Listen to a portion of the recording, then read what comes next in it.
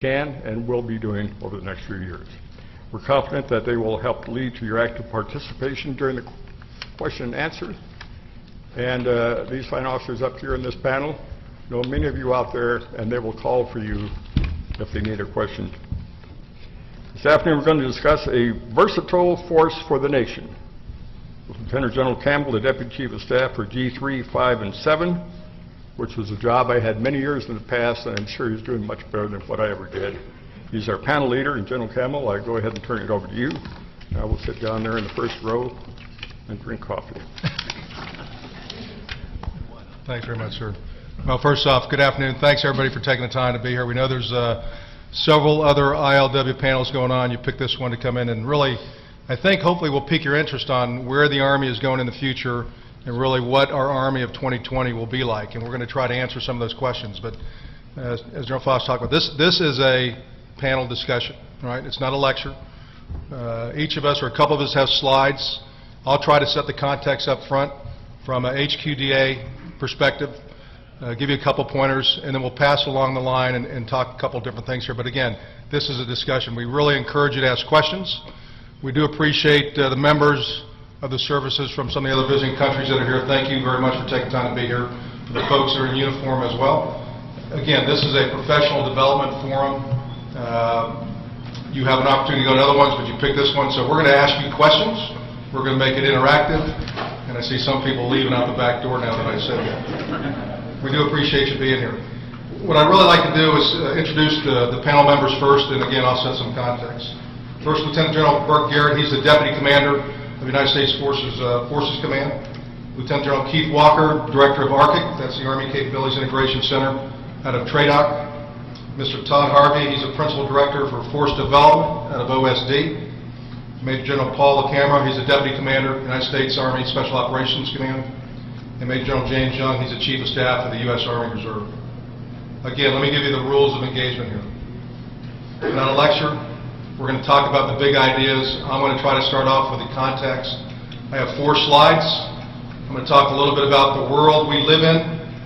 I'm going to talk about the defense strategy. I'm going to talk about the Army's unique and enduring role.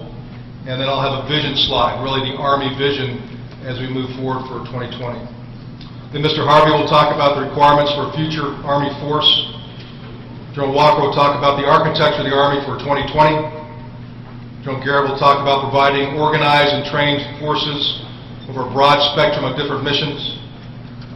Paul LaCamera will talk about integrating special operating forces and conventional forces as we move toward the future to execute a broad spectrum of missions. And then James Young will talk about organizing and training for success at home and abroad, really as it pertains to the reserve. So that's really where we're going. So without further ado, if I could have the first slide, please. So hopefully you can see this. And bottom line, if I would say one sentence about this, the world we live in is a very complex world. Events, movements, and ideas resonate across the globe at a very, very fast speed that we've never seen before. They're not contained by borders. They're amplified by the 24/7 global media. And unfortunately, technology and weapons find their way in the hands of disaffected individuals. And you take some weapons, you take a cell phone, put that in the hands of a few men willing to do harm, they can achieve effects against people, against populations that years ago required months and months of preparation. And they don't require that now. Local conflicts, as you see, can expand exponentially and very rapidly. And the threats really are no longer monolithic. They're all spread out.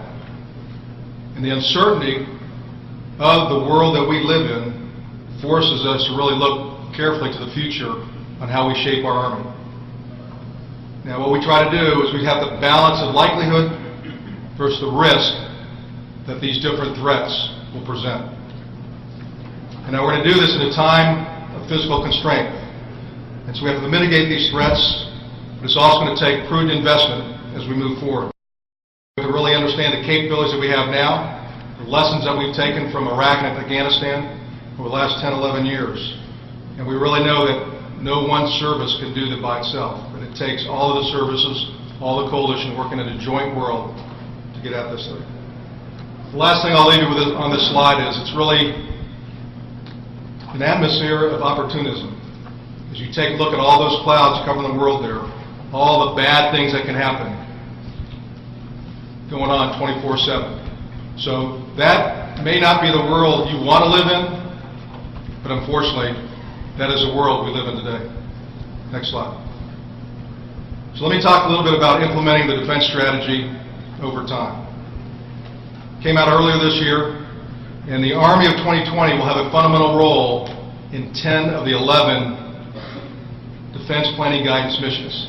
Now, listed on the slide around the globe with those arrows are only 10 missions. The one not listed is the nuclear mission, which really the Army doesn't have a big place. So those 10 missions are the 10 missions that the Army will have a role in the future.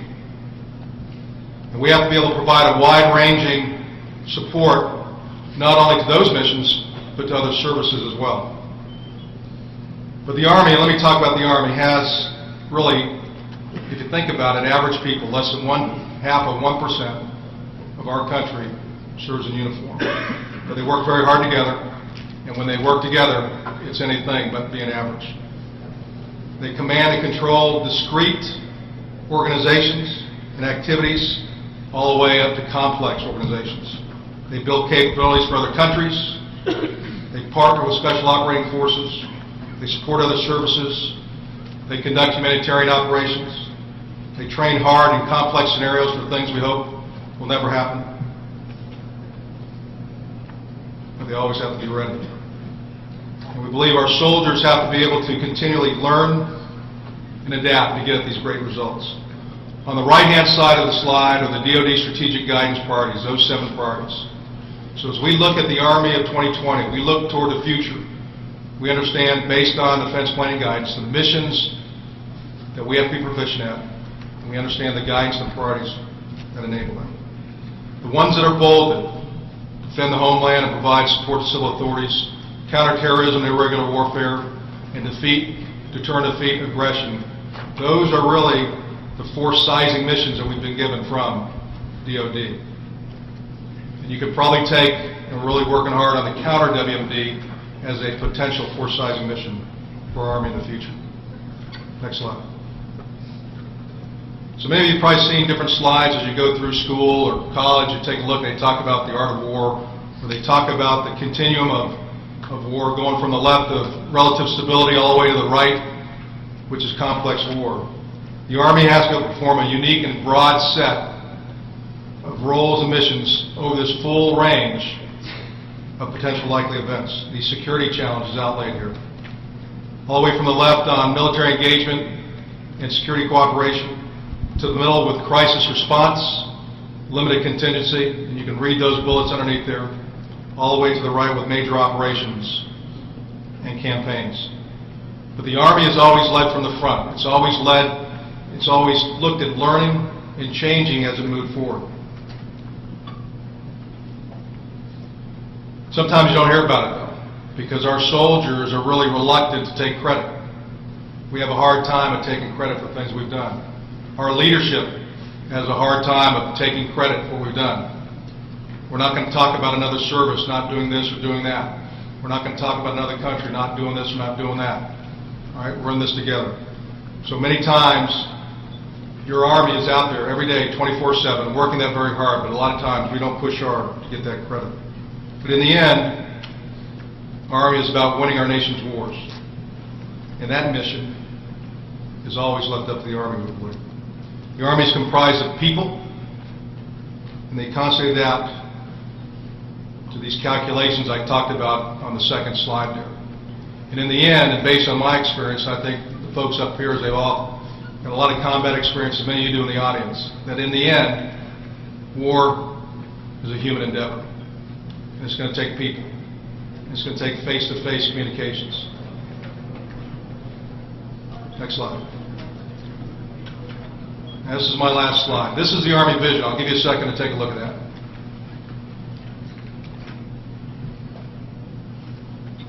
And you can read the bullets down the bottom there. Army have to remain engaged. As the G357, the Chief of Staff has said, my #1 priority is to continue to man, equip, and train for the current fight. That means Afghanistan right now. But at the same time, we're going to draw down. We have gone down from 570, working our way toward 490 by FY17. But we're going to be a different Army. We are a different Army from 2001. We've modularized.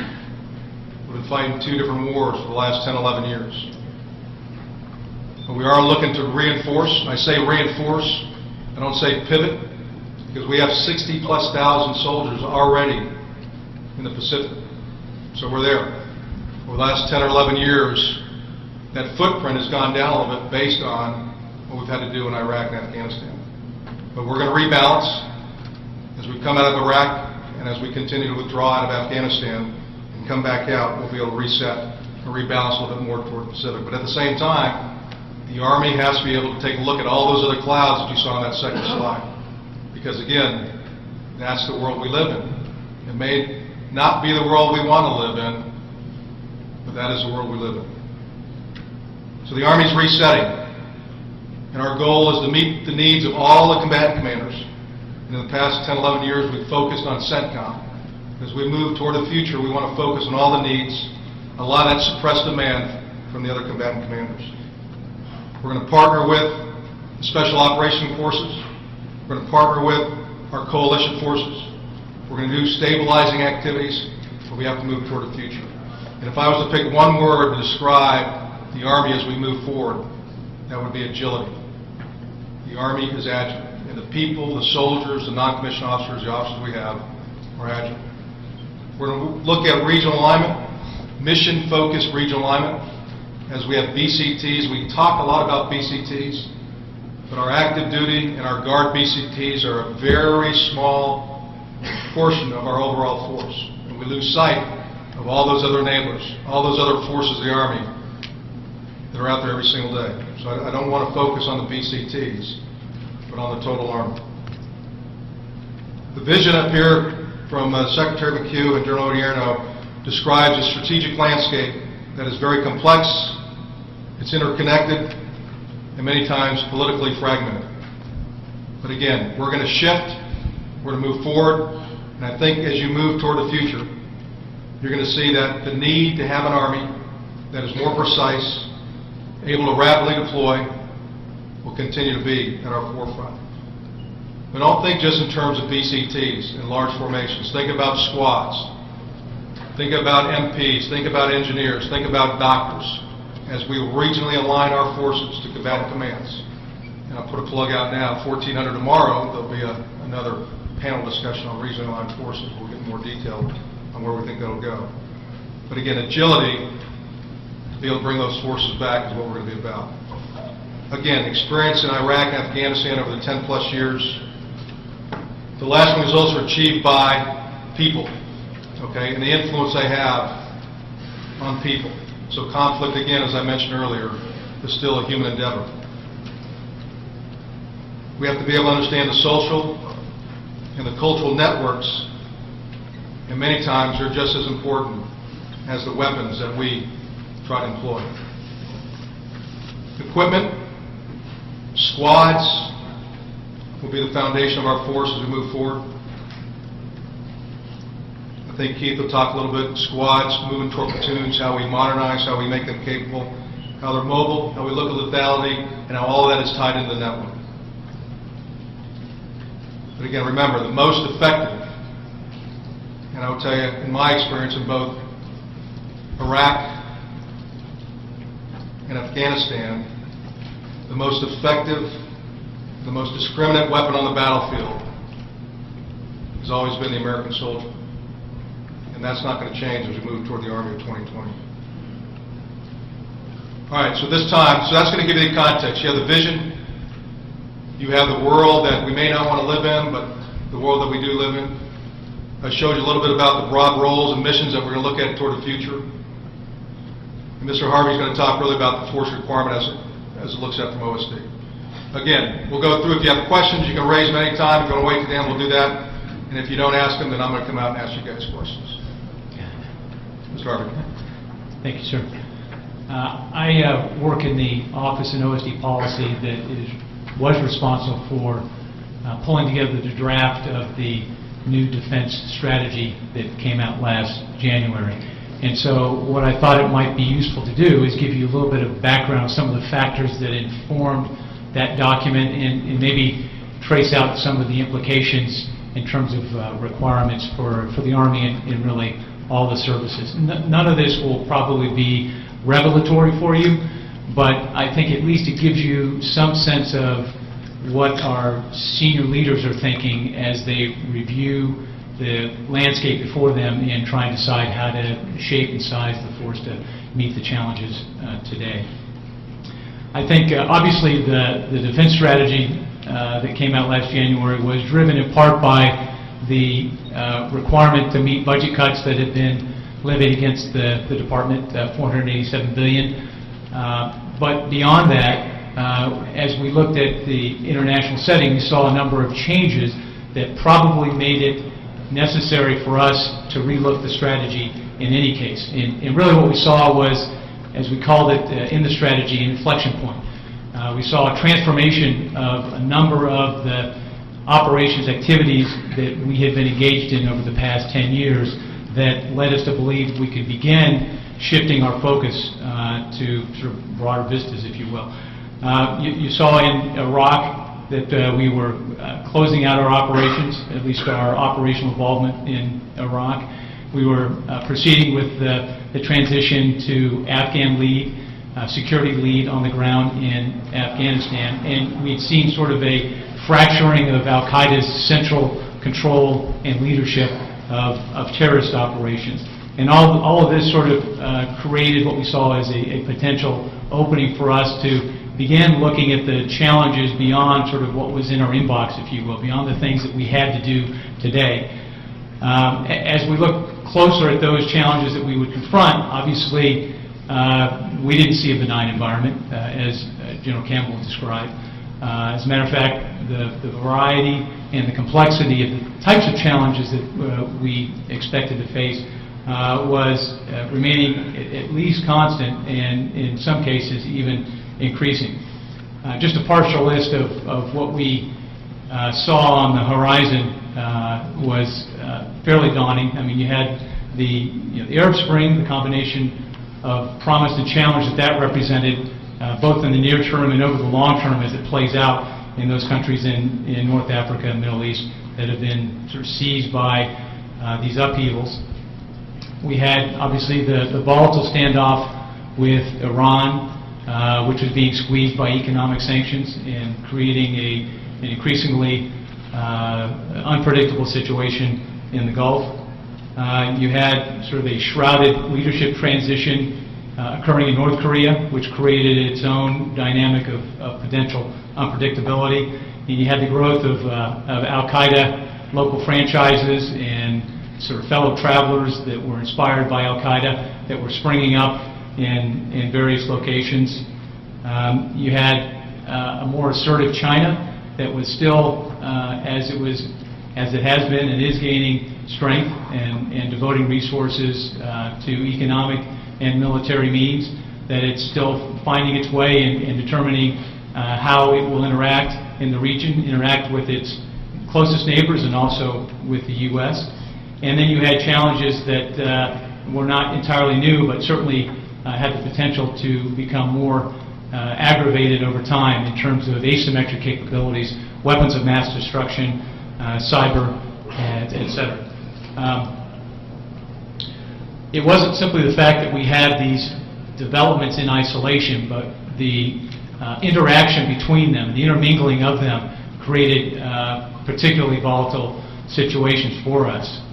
For instance, with the political upheaval in the Middle East and North Africa, even while it has the promise to lead to more representative political orders, also created opportunities for local radicals to establish a foothold, and also as government control of stockpiles of sensitive technologies and capabilities began to decline, those systems become available to radicals and other disruptive forces. And all you have to do is look at the man-pads, the portable shoulder-fired SAM missiles in Libya, stockpiles that sort of were unleashed after the fall of Gaddafi. and the potential for WMD stockpiles to move beyond the control of the Assad regime and fall into the wrong hands. Also seeing with these violent turnovers in various states, with access to black markets, with maturing nature of technologies, that the barriers to entry in terms of cost and infrastructure for these potentially disruptive and destabilizing capabilities has become progressively lower for such things as weapons of mass destruction, cyber capabilities, improvised explosive devices, and unmanned aerial vehicles. Now, as we looked at this landscape before us, really a mixed bag in many ways. There was obviously the potential, as we saw with the changes in the Middle East and in North Africa, potential for quick swings and for a high degree of unpredictability. And as we looked at this, we had to try and map out and catalog what were the missions that we thought we would have to identify for the U.S. military to be able to perform, be prepared to perform in the future. And what we found as we looked at that is that there really weren't too many places where we could economize in our mission profile. There's always a tendency, especially as you face a tightened budget, that you look for places where you might be able to cut corners or things you might be able to jettison from your workload so that you can focus on sort of the heavy lifts. In this case, as we looked across the landscape, there really wasn't anything that we had been doing that we said, you know, we feel safe enough, we feel secure enough that we can take risk at adequate levels and simply, you know, throw something overboard. And so, essentially, as General Campbell had displayed, you know, we had a list of 11 missions that we preserved and that we basically were tasked in DoD to perform. I think it's easy to understand why you would reach that conclusion if you think about senior leadership projecting into the future what we might be called on to perform, not wanting to tie his or her hands in advance of actual circumstances unfolding and deprive themselves of a military instrument as a particular resort that it could turn to help solve that problem. For instance, one area that you could look at that probably has, of the missions that we've identified and have put in the Defense Strategic Guidance, if you look at the mission of humanitarian assistance, disaster response as an example, the one that probably has the least direct connection to military-oriented mission or purposes. But even in that case, be hard for a senior leader or leadership to decide that that is something we didn't want to do, or that if the military had particular capabilities that it could provide to respond to, say, a Haiti earthquake in 2010 or tsunami in Southeast Asia in 2003, that was basically going to give the military a pass, if you will, and not have them participate. So even in that case, even on what we would consider sort of the lowest order mission, we felt we had to preserve that option for our leadership going forward. And certainly senior leaders, even less so in looking at some of the more security-oriented, security-centric missions that we had on the docket in terms of countering WMD, countering terrorism, defending the homeland, being able to operate in cyber and space. I mean, obviously, provide little opportunity, little room for movement, if you will, in terms of removing these from our plate. Now, if you look at the stability ops mission, stability operations is a mission that we decided to take some risk in the Defense Strategic Guidance. But that was not a jettisoning of the mission altogether. It was a policy decision that we would look to minimize our exposure in terms of the length, in terms of the size of the forces that we would commit. But by no means does it represent sort of a turning our back on that as a possibility in the future, recognizing with some degree of humility that we be asked to perform missions that we may not want to or may not look at as something desirable, but that circumstances would warrant our involvement in securing and providing governance to areas if it is in our security interest. And so we did preserve that, preserve the expertise, preserve the ability and the capabilities to perform stability ops in the future.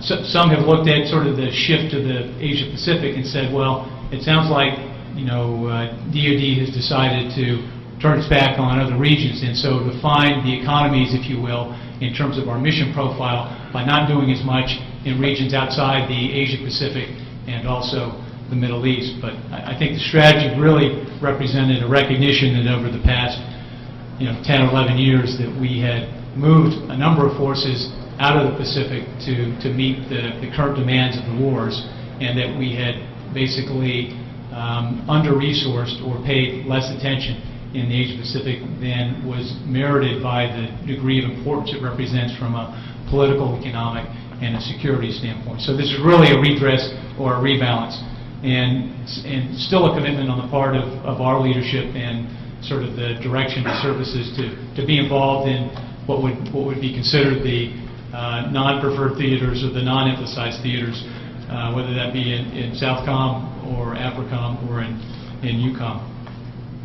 So what we found at the end of the day was that there really wasn't a free lunch in terms of finding a lot of latitude in terms of functional missions or regional engagement. And that's why the Secretary has counseled, as General Campbell had mentioned, that the forces need to be agile, versatile, and ready to perform a range of missions.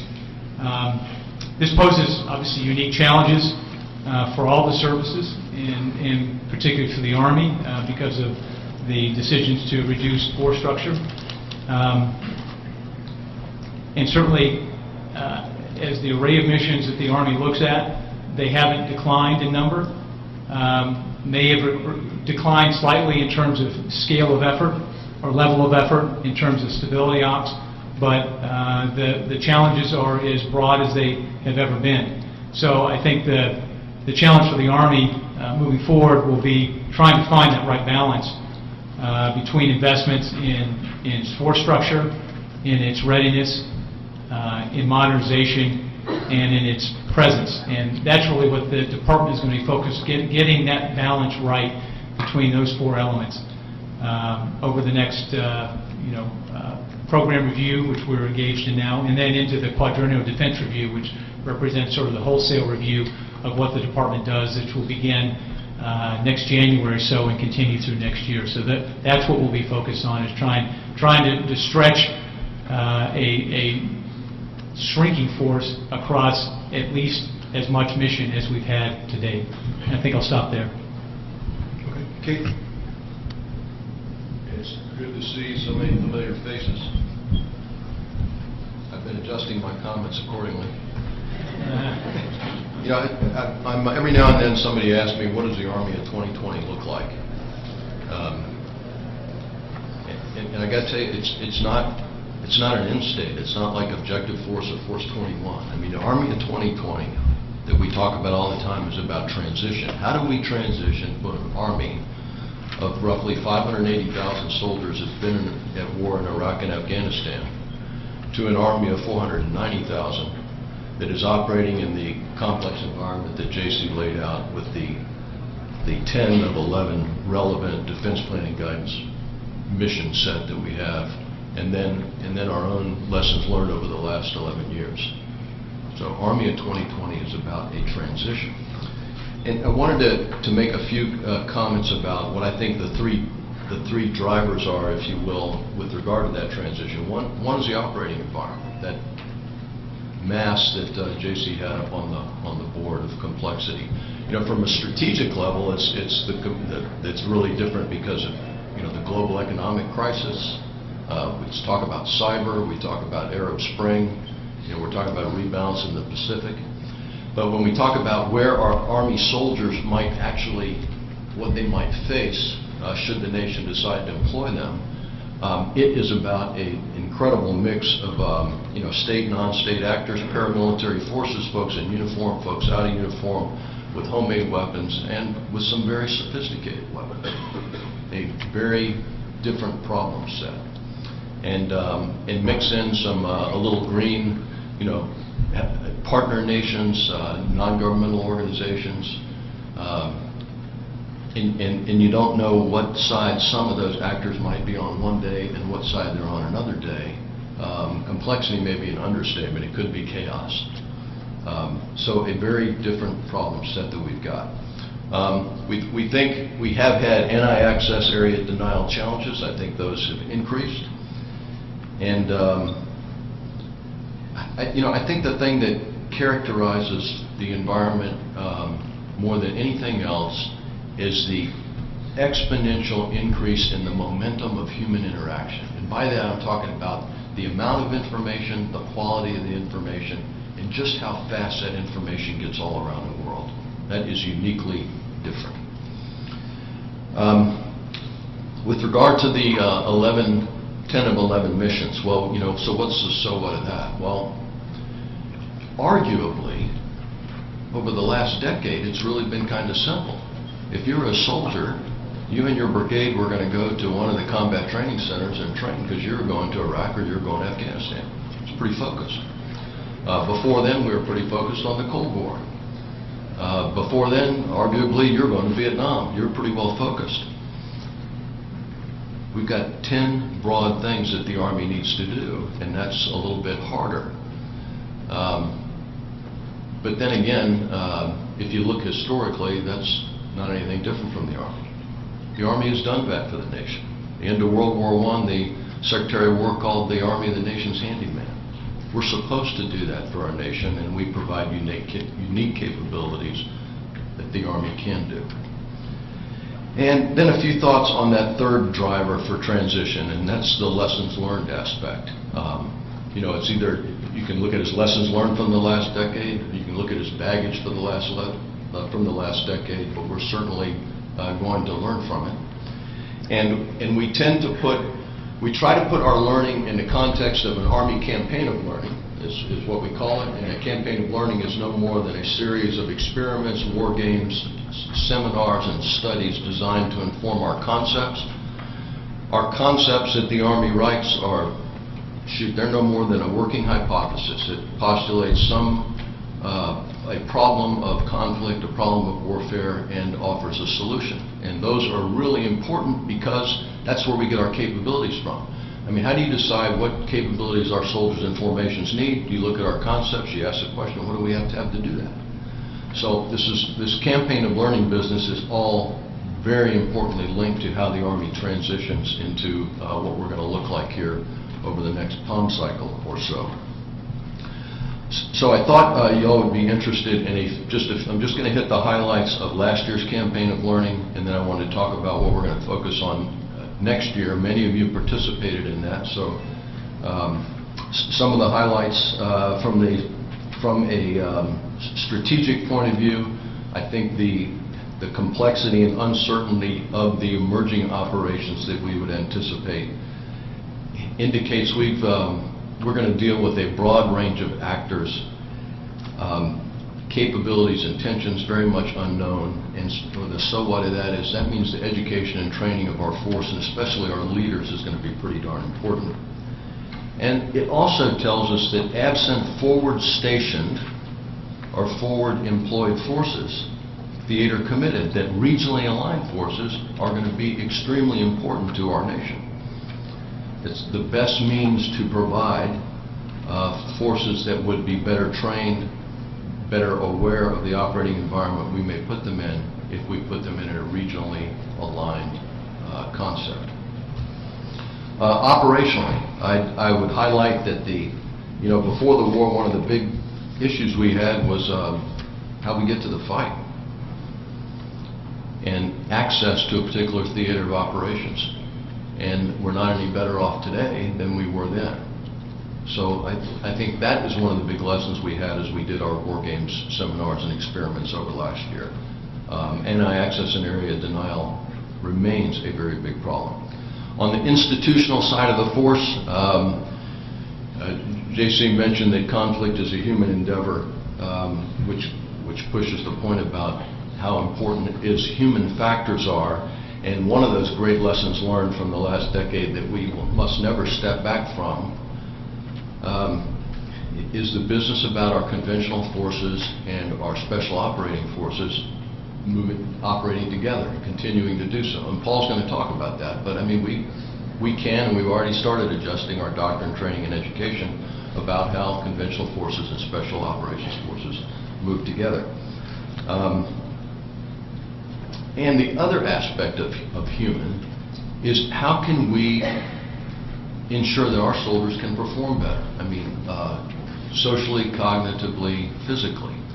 We have been putting I would argue that we've been putting a buck sergeant with 4 or 5 years of experience recently in situations that 20 years ago we would have only put sergeants first class with 10 years of experience in. So, I mean, is there some way that in our investment that we could help our soldiers to learn faster and better and mature better? We're putting them in that situation. So these are the kind of things transitionally that our institution has to look for. With regard to investment, the speed of response is going to be, well, speed has always been important, but perhaps more important when we don't have folks farther deployed forward, and our investment in strategic mobility, operational mobility is a big deal. Prepositioning of Army preposition stocks can help, sea basing may help. There's lots of different ways we can mitigate, and lots of things we'll be looking at in this year's campaign of learning. But without a doubt, the most important, the number one investment that we need to make as an Army is in our mid-grade leaders, our junior leaders. If we want to have an Army that can adapt to the unknown, because we're absolutely certain we're not going to get it right, then we need to put our number one investment in our young leaders so they can deal with it, deal with uncertainty, and they can adapt. So for this year, as we look toward the campaign of learning for 2013, we're going to do one thing we're going to do different. I'll describe a few lines of left. The first one is specifically different. We're going to look at, we're going to look deep. We're going to explore the future out to about 2030. In the past, we have truly looked inside the palm, and appropriately so. We had a conflict. We had operations in Iraq and Afghanistan that were right in front of us. Some of the drawbacks of not looking deep is we did not properly inform the Army science and technology effort, for example. So we'll make a deliberate effort this year to also look deep. We'll continue to look at the Army of 2020 effort, that Army inside the palm, because we have ideas that we've started this year that need continued analysis, so we'll continue to work that line of effort. We'll also work transition and experimentation. Many of you are familiar with what used to be the Army's Battle Command Training Program that the Combined Arms Center at Fort Leavenworth does so well. It's now transitioned into the Mission Command Training Program. But as we do that, there are a lot of ideas that we believe we need to implement for the force, and we ought to try them out. So we'll be using the Mission Command Training Program selectively as an experimentation tool to try concepts out before we actually put them in the force. And we'll continue our evaluation at the network integration exercise that we do at Fort Bliss and White Sands Missile Range every other year, because the fact remains, the sooner you get a new idea in the hands of a soldier in an operational context, the sooner you can propel something that's got potential, or stop doing something that is stupid. As we do that, we're going to look very hard at science and technology across all those lines, and we're going to work with our joint partners because it's what the Army provides the Joint Force Commander that matters more than anything else. So using the network integration evaluation as an example, I think as we go forward in 2014, we'll start doing some joint network evaluation pieces also. So we are soon after AUSA, the Army will release, it's the first in our Army Concept Framework updates that we update every 2 years, the Army Capstone Concept. The Army Capstone Concept describes what the Army must do. I just thought I'd hit a couple of highlights before it gets published here. The fundamental characteristic of the Army is we provide decisive land power. The fundamental characteristic is operational adaptability. And operational adaptability requires flexible organizations and flexible institutions. That coming back to some of the lessons learned that we have to adjust in our institutions. The key attribute of the force is versatility. I mean, versatile means you can do several things. So if you're going to be versatile, you have to have a broad mix of forces. So our armored brigades, our striker brigades, our infantry brigades are essential to provide versatility along with a balance of enablers. To use a specific example of versatility, if you take a armored brigade combat team and dismount those soldiers, we've done that before, they can do other things. That is a tremendous amount of versatility. So as we rebalance our force in transition, we've got to keep that versatility in mind. Mobile protected firepower, that enables versatility, and we have that in our armored striker and to a lesser extent our infantry brigade combat teams. And I mentioned the right mix of enablers. But the Army has unique capabilities that we can provide Joint Force commanders right now. When they call, our answer is yes. And so I'm going to pass it to the guy that trains and prepares those forces so when that combatant commander calls, they can get on the airplane or the ship. Great. Thanks, Steve. I know General Campbell threatened all of you regarding questions, so the panel has elected to defer all responses to your questions to General Campbell. And I just wanted to thank you. Thank you. I brought in some reinforcements by the name of Mick Bednarik and Dan Allen in the front row.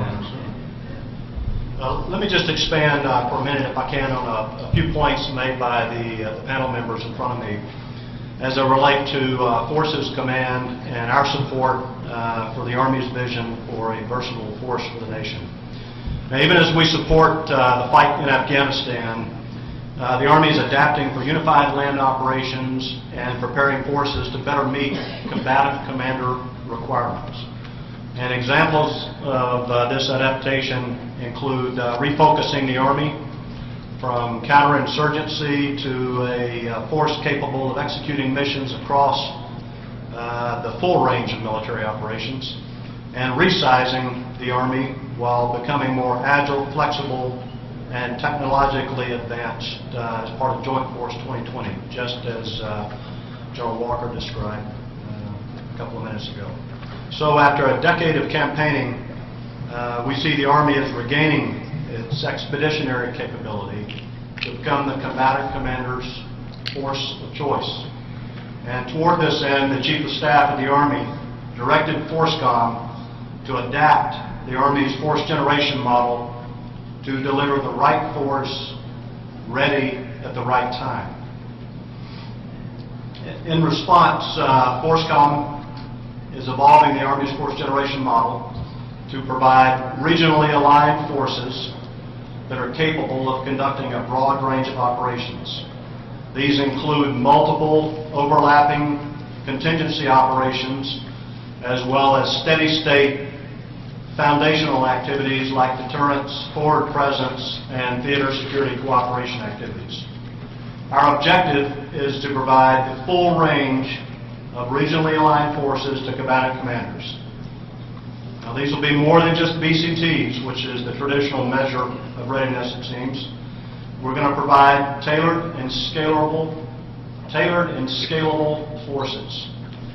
And these will range from small weapons of mass destruction teams to security force assistance brigades like you see in Afghanistan as we've evolved that, to a joint task force capable Corps headquarters, for example. This means an Army capable of rapidly deploying tailored units to the point of need while retaining the ability to quickly assemble into larger combat formations as the situation requires. To accomplish this, we adapted the R4Gen model to be a resource-informed process that satisfies combatant commanders' requirements and meets the strategic demands that General Campbell talked about while maintaining an all-volunteer force. Specifically, we're adapting R4Gen to enable 6 key functions. First, to build on progressive readiness to deliver the right force ready at the right time. Again, more than just brigade combat teams. Second, the R4Gen will now allow us to utilize the optimum mix of active and reserve component forces tied in closely with SOC to meet the combatant commander's requirements. Third, It will allow us to adjust our rotational cycles to supportive requirements, and I'll talk about that in a minute. Fourth, it revises our unit readiness templates to better synchronize manning, equipping, and training readiness standards. Fifth, it supports strategic reversibility and expansibility requirements if the nation is driven in that direction. And last, it places a premium on efficiency, applying resources sensibly to build readiness at best cost. For example, if we have a unit that's designated to support or participate in defense support to civil authorities, homeland defense type activities, there might not be a requirement to go through the expense of training them all the way to a decisive action level. So again, tailoring the force to the task. And you can see the slide up in front of you there with the Army Force Generation model, progressive readiness model there. I'd like to just highlight a couple things there. First, R4Gen relies on progressive readiness. Now that's no real change from the way it has been. It's just how we're executing is a bit different. And we also anticipate the active component using this model will move from a 36-month to a 24-month progressive readiness sequence. This allows us to develop ready units in a 12-month train-ready period, followed by a 12-month available period. So 24 months for the active component. Similarly, we expect and anticipate the reserve component will continue to generate progressive readiness over a 60-month period. And second, as you can see from the slide, R4Gen now creates three force pools: the mission force pool, the rotational force pool, and then the operational sustainment force pool. And the bullets on the slide describe the purpose of each, so I'm not going to go into that. Last point on this model, R4Gen is demand-based versus the more traditional supply-based, where we brought a whole lot of the Army to a certain level of readiness, held it there, and waited for it to be called forward. Now, we are going to tailor the force to the mission we're given, whether that's by the Secretary of Defense or by one of the combatant commanders. As demand changes, the new model better supports the movement of forces between the rotational force pool and the operational sustainment force pool, and you can see those up there. All right, so as we go forward, ForceCom will continue to evolve the way we generate, train, and ready forces. I want to give you a few examples of that. First, we're leveraging our existing capacity to train regional expertise and cultural awareness for our regionally aligned and deploying forces. A prime example of that is the 2nd Brigade, 1st Infantry Division. This will be distributed to support AFRICOM, U.S. Army Africa requirements across the continent of Africa. It's the first time the Army's done this.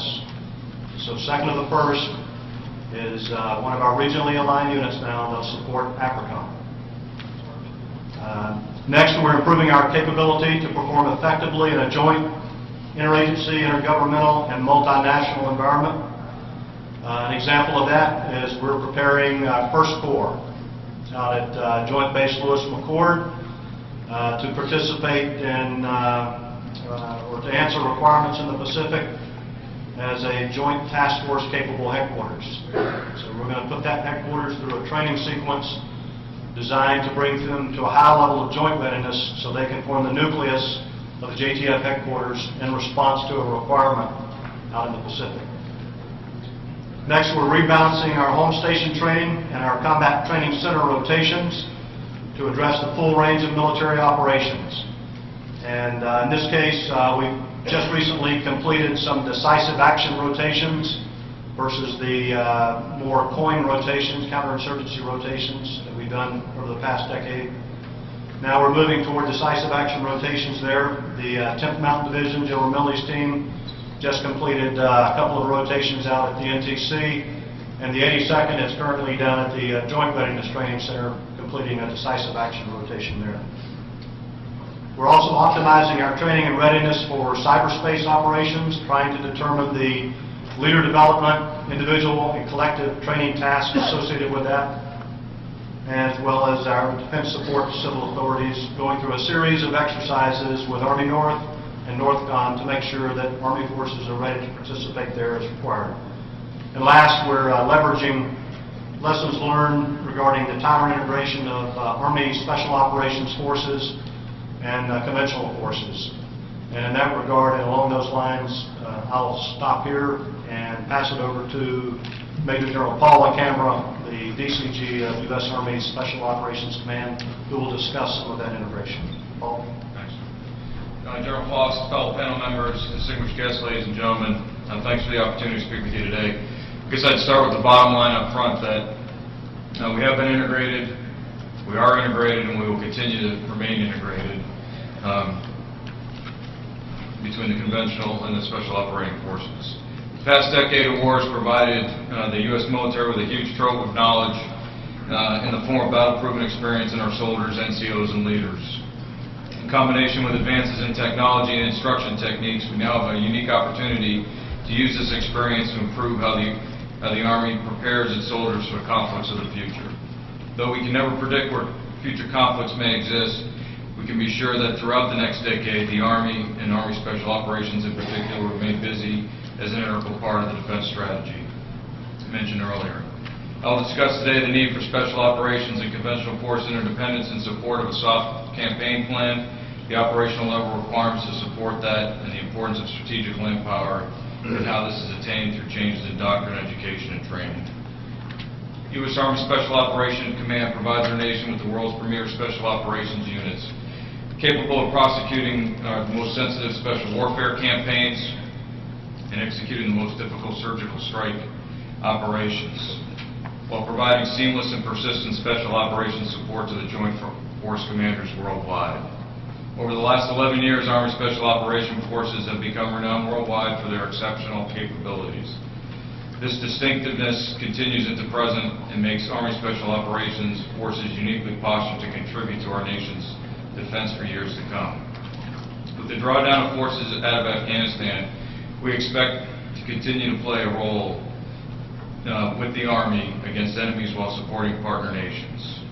We will provide remarkable wide-ranging capability with soft soldiers whose flexibility, agility, and pool of unique talents are postured to rapidly and precisely execute the most sensitive special warfare activities and difficult surgical strike operations in support of ambassadors and Joint Force Commanders worldwide. SOF does not and cannot do the mission alone. They include they include conventional force support to our campaigns. We have captured great lessons learned and developed tactics, techniques, and procedures to ensure we understand how to operate together at the tactical level, increasing our interoperability. These TTPs, we need to include those, and also we need to continue to develop our integration at the strategic and operational level. At the tactical level, these have included the use of infantry, cavalry, artillery, heavy engineers, and logistics personnel.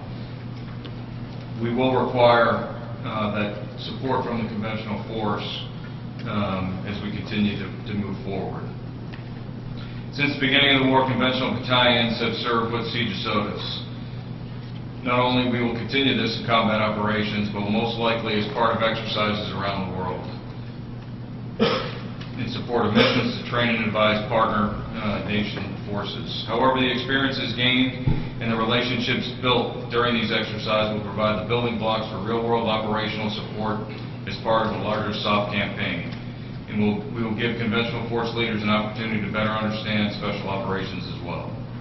This initiative also supports the strategic rebalance to the Pacific, as our SOF forces have continued to maintain operational and exercise relationship with our partner nations currently in the Pacific.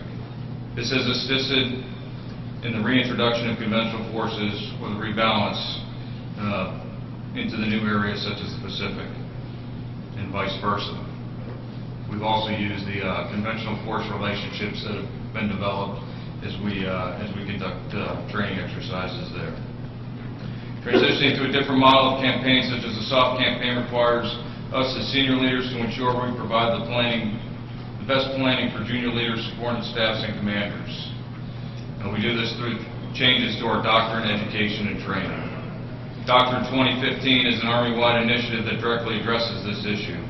The U.S. Army John F. Kennedy Special Warfare Center and School is completely committed to this implementation.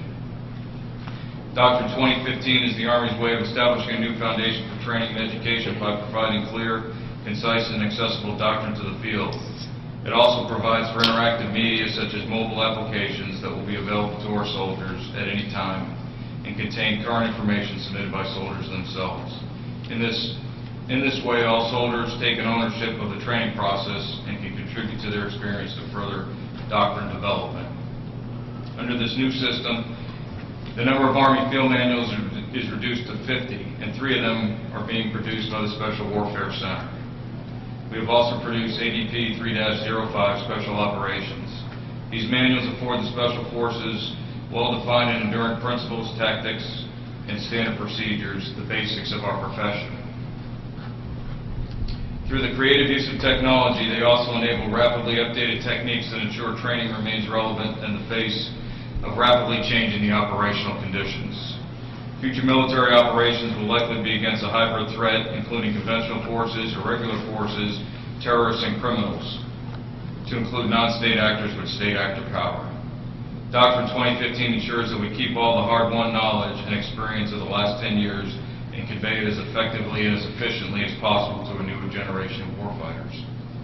AUSA also supports the latest changes to the Army learning model, a shift away from the slide-based instruction to a system that is more learner-focused, more relevant and more adaptable to both students of the digital age and seasoned instructors with a wealth of experience. The U.S. Army John F. Kennedy Special Warfare Center and School has adopted the new Army learning model and uses it to send more than 6,000 graduates to its units every year.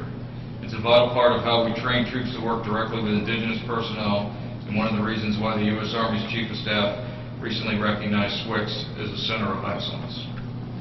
An underlying theme of the Army learning model is using the limited time students have at school to maximum effectiveness. At SWCS, when the theory, lectures, and group instructions are over, the students are sent out to practice those skills in a controlled but flexible environment. And in most situations, the cadre is not simply telling the students what they did right or wrong. Instead, they ask them questions and provide feedback in such a way as to introduce self-assessment. This injects the student directly into the teaching process, turning them into more than just a passive observer. Another theme of the Army learning model is that the learning never stops and is available to soldiers at the time of need. SWCS holds long-standing partnerships with universities, allowing soldiers to complete their bachelor's degree.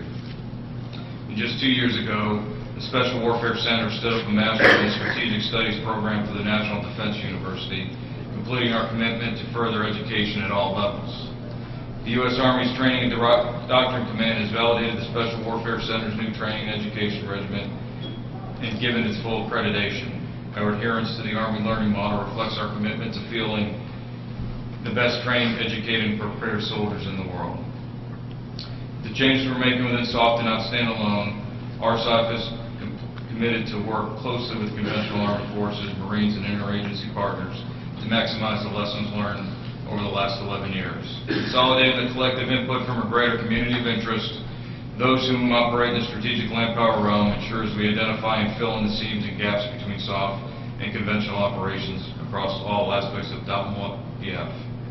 We must also ensure that we do not limit our education and training focus on the junior leaders, but infuse the SOF conventional force idea at all levels of professional military education, so every level of leadership, officer, and NCO understand the value of each aspect of the Army operations brings to the current, future, and enduring missions that we face.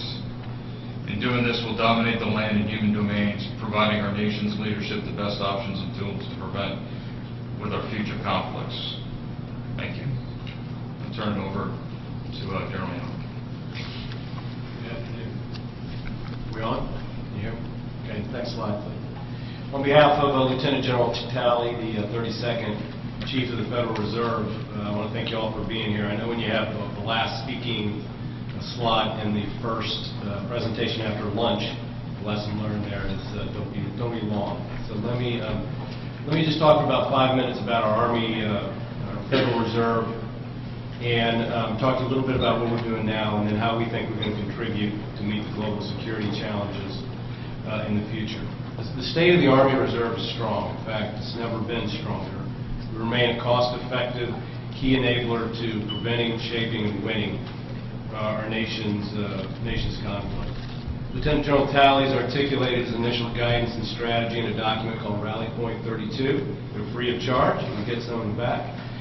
It builds from General O's marching orders, and the concept document that General Stoltz put together called Army Reserve Vision 2020, to kind of, again, to outline General Talley's initial guidance and priorities. The Army Reserve today is experienced, proven, and remains engaged. Despite the wind down of operations in Afghanistan, we continue to have 14,000 deployed soldiers in CONUS and OCONUS. And that's not just CENTCOM. There's 600 in SOUTHCOM, 200 in AFRICOM, and next year there'll be 700 in PACOM. Over 250,000 Army Reserve soldiers have deployed since 9/11, averaging 23,000 a year. And our component remains responsible for significant portions of the Army's capabilities in many key functions. 77% of the total Army's capability in civil affairs, 58% of our capability in medical, 66 in quartermaster, and 43 in transportation, and on and on. In addition, we've 1,200 Army Reserve locations throughout the country. So we remain a vital connection to our communities. This is going to become even more important as the operations over